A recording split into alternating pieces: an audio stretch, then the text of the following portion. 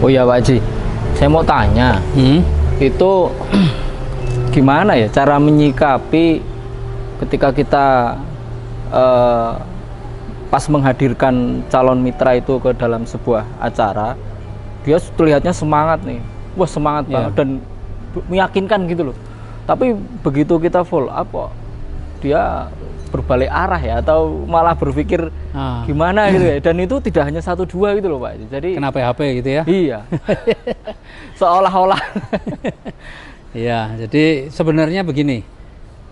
Kalau kita pikir-pikir orang-orang yang seperti itu tuh kita malah kasihan. Kenapa kita kasihan sama orang-orang yang seperti itu? Karena biasanya orang seperti itu orang yang galau. Jadi dia tuh semangat awalnya, tapi kemudian dia mencoba ngomong sama orang lain, bisa jadi. Kemudian orang lain itu menakut-nakuti ataupun memberikan nasihat-nasihat yang bertentangan dengan apa yang dia dengar, sehingga dia kemudian berbalik. Sebenarnya orang-orang seperti itu kasihan. Kenapa saya bilang kasihan? Karena kalau dia itu orang yang tidak punya kepercayaan diri. Pas mendengarkan presentasi, wah semangat. Tapi begitu dia pulang ketemu orang-orang, dia berubah. Karena dia nggak ada kepercayaan diri.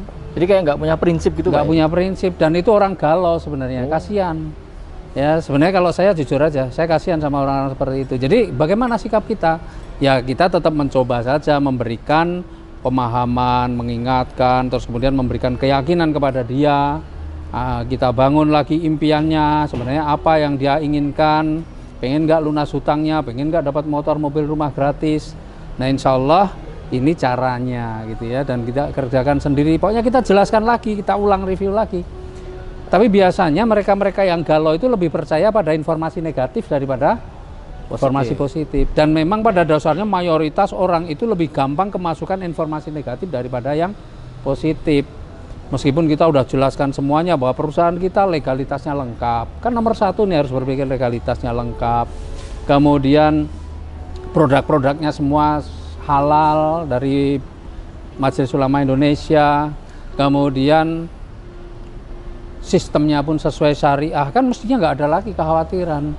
Tetapi banyak orang ya, karena dengan pengalaman-pengalamannya dia sebelumnya, karena ikut money game, ikut ini, dan kemudian dia perusahaannya tutup, maka seolah-olah dia menyamaratakan. Nah, dia tidak punya bekal analisa yang cukup untuk melihat apakah PT BES ini sama dengan yang lain-lain. Nah, jadi sebenarnya kalau jujur aja, sekali lagi, saya kasihan pada teman-teman yang awalnya semangat kemudian berubah pikiran. Mereka itu galau. Mereka itu sebenarnya punya banyak masalah, tetapi mereka kurang punya pendirian, kurang punya sikap. Nah, selama dia masih selalu begitu, ya otomatis memang nggak bisa berhasil di usaha apapun, karena nggak punya mental pejuang, mental petarungnya nggak ada, terlalu peka telinganya dengan informasi negatif. Dan di mana-mana ya, di mana-mana orang yang selalu memperhatikan, terlalu fokus dengan berbagai macam informasi negatif atau penilaian negatif orang lain, itu nggak ada yang sukses. Karena orang yang sukses itu kadang-kadang omongan orang lain itu nggak perlu didengar. Makanya di salah satu video di YouTube saya menjelaskan bahwa ya kalau kita mau sukses itu harus ada 3 hal. Yang pertama, kita komitmen. Komitmen itu artinya kita udah yakin nih PT BES memang bisa mengantarkan pada kita kesuksesan. Ya udah, ini jalanin, nggak usah toleh-toleh ke yang lain. Komitmen. Yang kedua, konsisten. Jalankan ini terus-menerus. Kemudian yang ketiga, persisten. Persisten itu bahwa apapun yang kita lakukan selalu ada aja orang yang menilai negatif. Ada aja orang yang ngomongin negatif, supaya yang negatif ada. Nah, persisten itu artinya kita cuekan, abaikan itu, tetap aja kita jalankan terus. Nah, kalau orang sudah komitmen, konsisten, persisten, ya insya Allah kita sukses. Jadi sebenarnya sukses itu gampang, cuma memang tidak dimiliki, mental sukses tidak dimiliki oleh banyak orang. Nah, sedikit orang yang punya mental sukses, lebih banyak orang punya mental apa? Mental nggak sukses. Makanya tadi kita sempat ngobrol-ngobrol dikit kan, orang yang nggak sukses itu rata-rata lebih senang berkumpul dengan mereka-mereka yang nggak sukses. Karena apa? Karena mereka merasa nyaman. Satu frekuensi gitu. Satu Pak, frekuensi tidak suksesnya.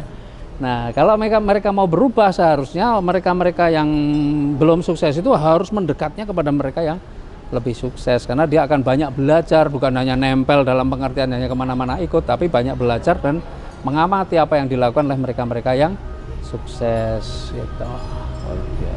Kalau dirasa video yang kami unggah ini bermanfaat, silahkan tekan tombol subscribe dan loncengnya, supaya kalau saya upload video-video terbaru teman-teman bisa mendapatkan notifikasinya.